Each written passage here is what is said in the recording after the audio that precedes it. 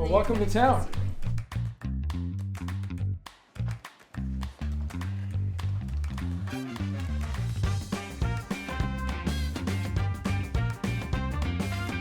So 15 years ago, Detroit was written off.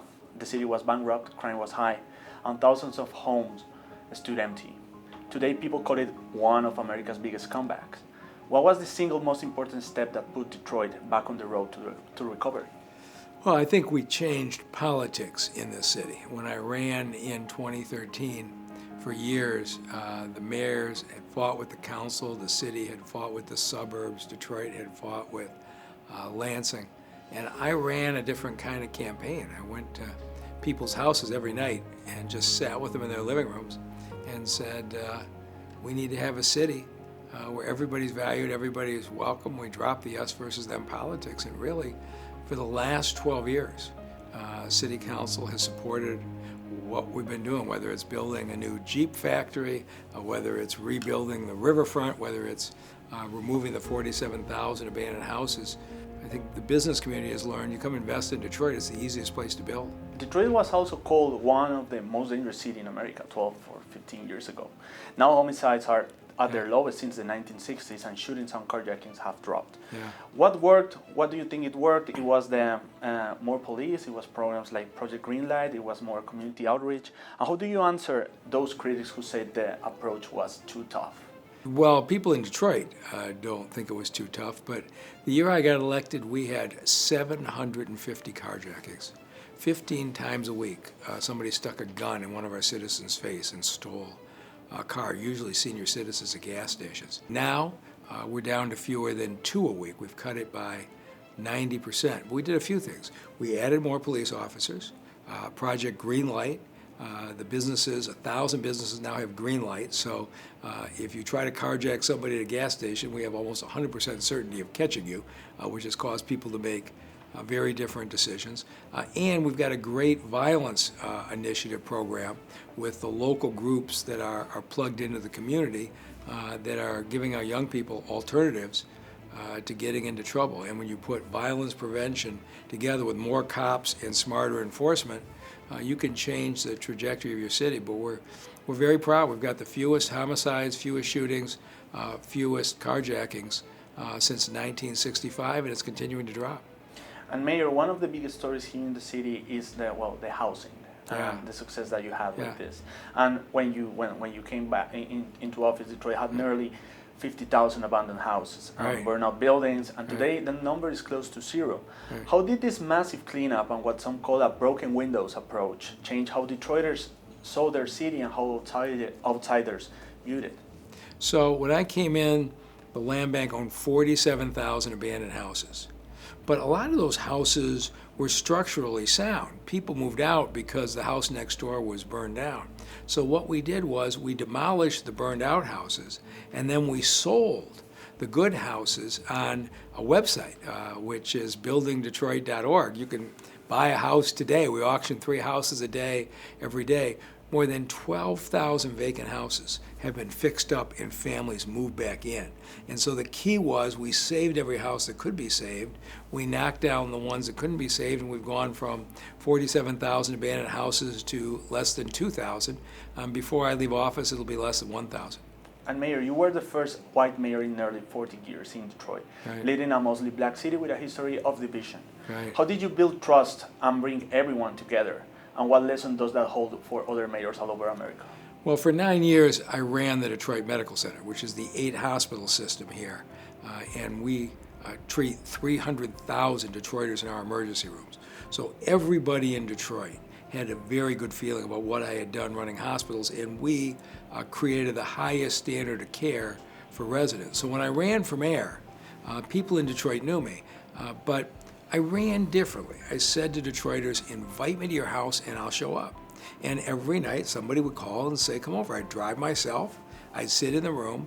When you break bread with people and talk to them in their homes, all the historic divisions fade to the background. And what we have in common came forward. And so I just sat and listened to human stories. When a mom says to me, I bought my daughter a bike on her 7th birthday, and she's 9 years old now.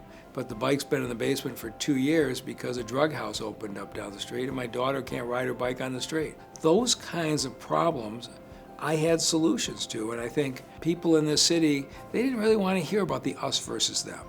They just wanted to improve the quality of life for their families, and we made a great deal of progress in the last 12 years.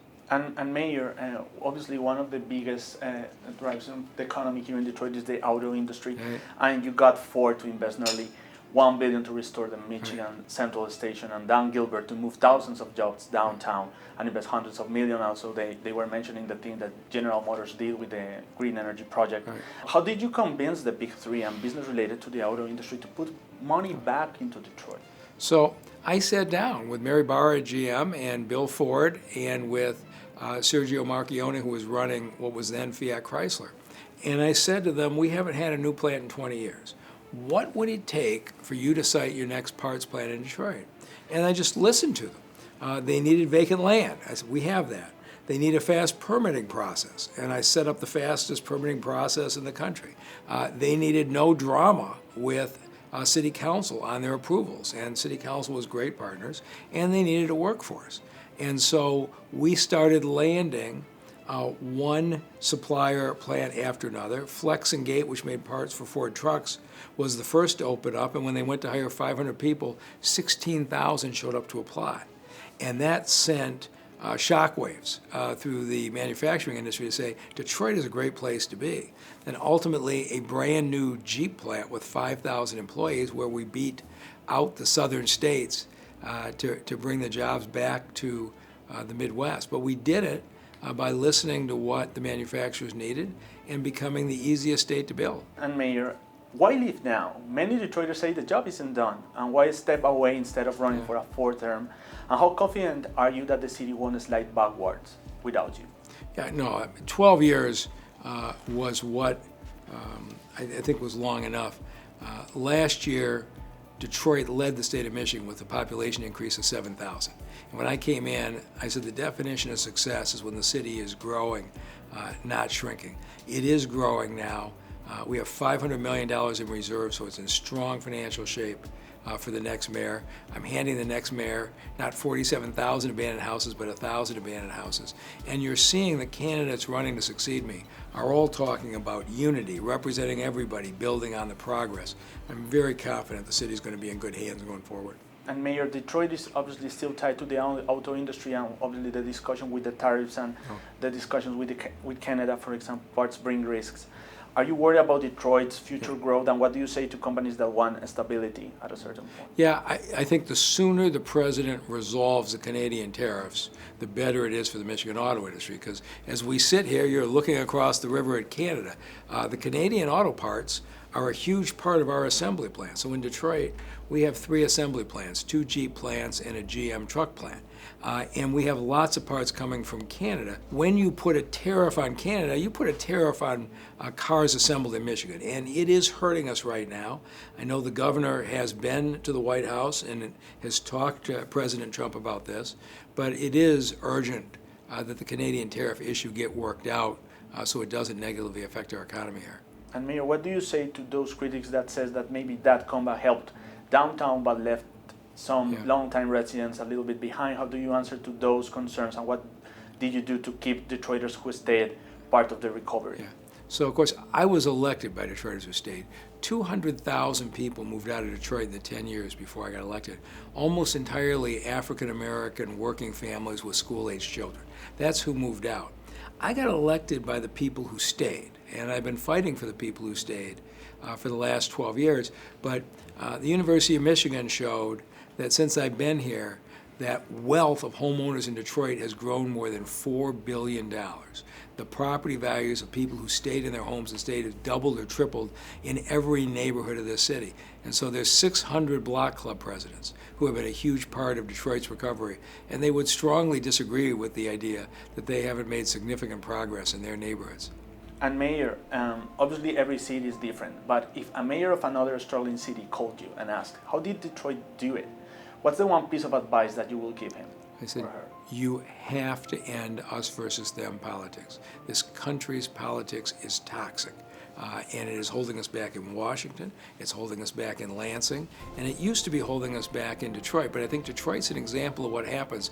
I have not vetoed an action of Detroit City Council in 12 years. I've sat in this room and had hard conversations with council people, and we worked out middle ground on things so that publicly we were never attacking each other. And so businesses can go anywhere, and they do not want to go to a community where there's chaos and uncertainty.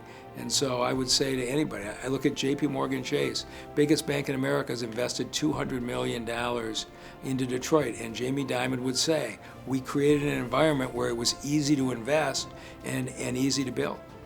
And when you look at the city today, what do you want Detroiters to feel most proud of from your 12 years as a mayor?